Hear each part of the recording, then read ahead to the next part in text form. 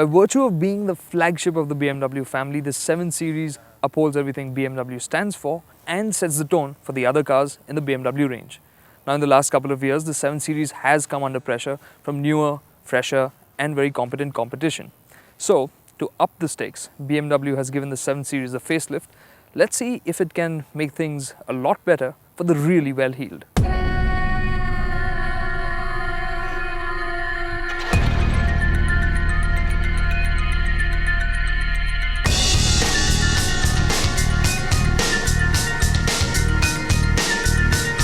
Now, just because I've jumped into the individual seats at the rear doesn't mean I'm taking it easy.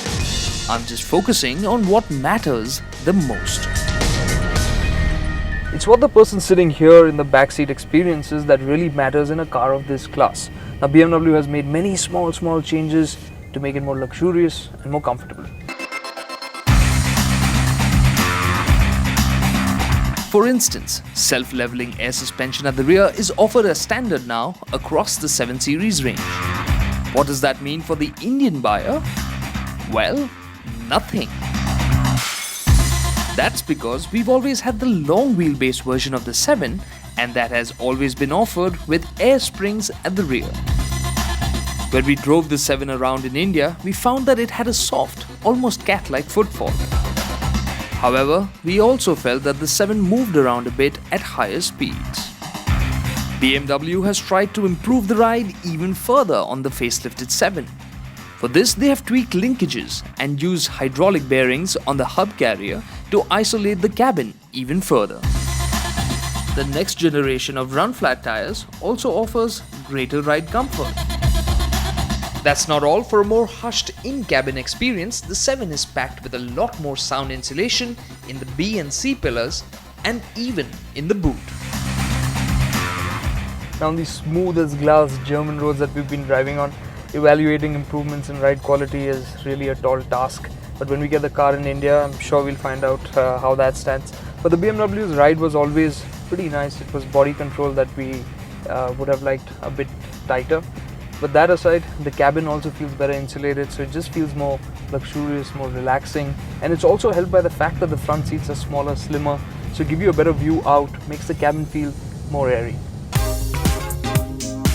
Trying to spot the changes inside the cabin isn't easy, but it's not as if BMW has been lazy. The screens for the optional rear seat entertainment package are lighter and slimmer. There are new chrome garnishes for a richer feel. The 1200-watt Bang & Olufsen sound system has a new retractable speaker on the dashboard. There's a new optional 10.25-inch LCD display with 3D effect for the driver's instrument cluster. It looks quite smart. And in different modes, the display actually changes. In comfort mode, the dials look quite normal. But when you switch to sport, the layout changes and the hue becomes a warm orange. In tree-hugging Eco Pro mode, the display switches to a cool shade of blue. The high-res center screen also shows the navigation directions in an easier-to-comprehend 3D view. There are more high-tech bits on the car on the outside, like the new LED Corona lights. These double up as the main beam and the daytime running lights. The other visual tweaks are quite fine, like the upright kidney grille that now has fewer slats. It's down to 9 from 12. The front fender is sportier and the air dam now extends across the entire bottom half. The vertical cuts there are to route airflow efficiently around the front wheels and thereby reduce drag. At the rear, there is a new chrome strip, and believe it or not, the red shade in the tail lamps is different. Seated in the back, I was musing over the engine that BMW had provided to us for test in this 7 Series. Sure, it is the same basic architecture as the motor in the 730D.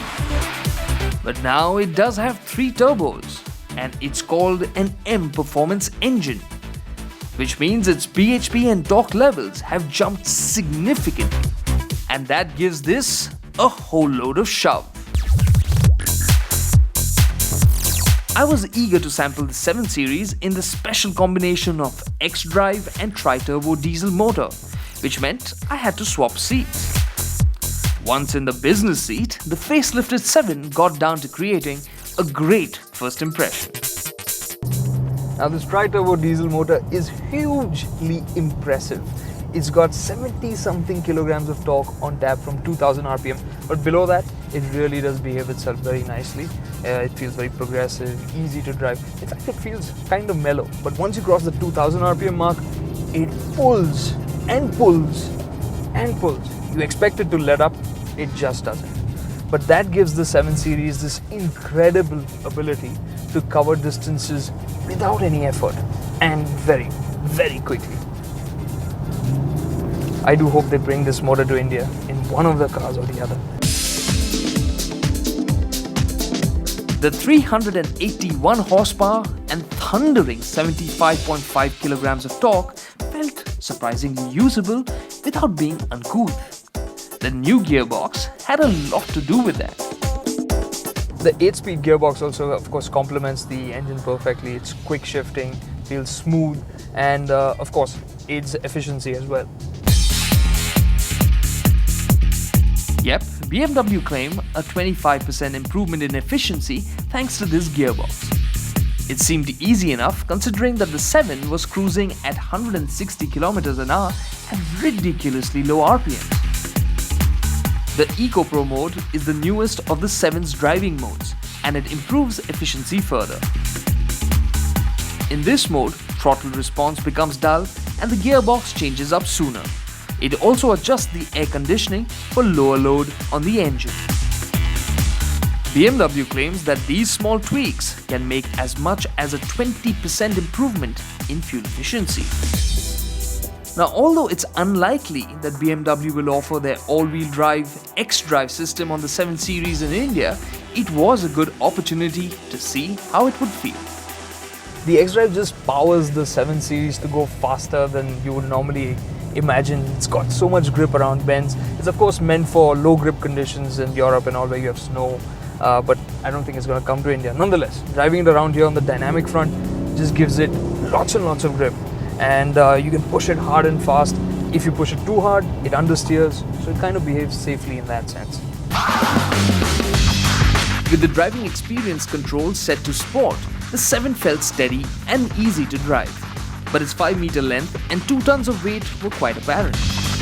While the rear-wheel drive versions of the 7 get electric power steering, this 4-wheel drive has the more enjoyable hydraulic steering. The steering on the 7 is pretty easygoing, but at the same time, it is precise. You can place the car where you want around a corner without really any guesswork in it. And at the same time, on the motorway, it still feels nice and easy. It doesn't require constant corrections, so feels easy in that sense. In the backseat or behind the wheel, the day spent with the 7 proved to be enjoyable indeed. So the facelifted 7 Series can seem a bit underwhelming at first because the interior and exterior design is largely unchanged, but BMW has made several small tweaks to the car to make it more luxurious and more cutting edge. In terms of ride quality, really looking forward to driving it in India to see how much of a difference there is, but here on the smooth German roads, it definitely felt comfortable, and since the cabin felt better insulated, it just felt more relaxing and luxurious. With the new 8-speed gearbox and the upgrade to the 730D motor, you have more performance and efficiency on tap on the diesel motor. Of course, the 8-speed gearbox will be available across the range. That aside, we're really looking forward to driving it in India. It's a much stronger package, and we look forward to pitting it against its rivals and see how things stack up.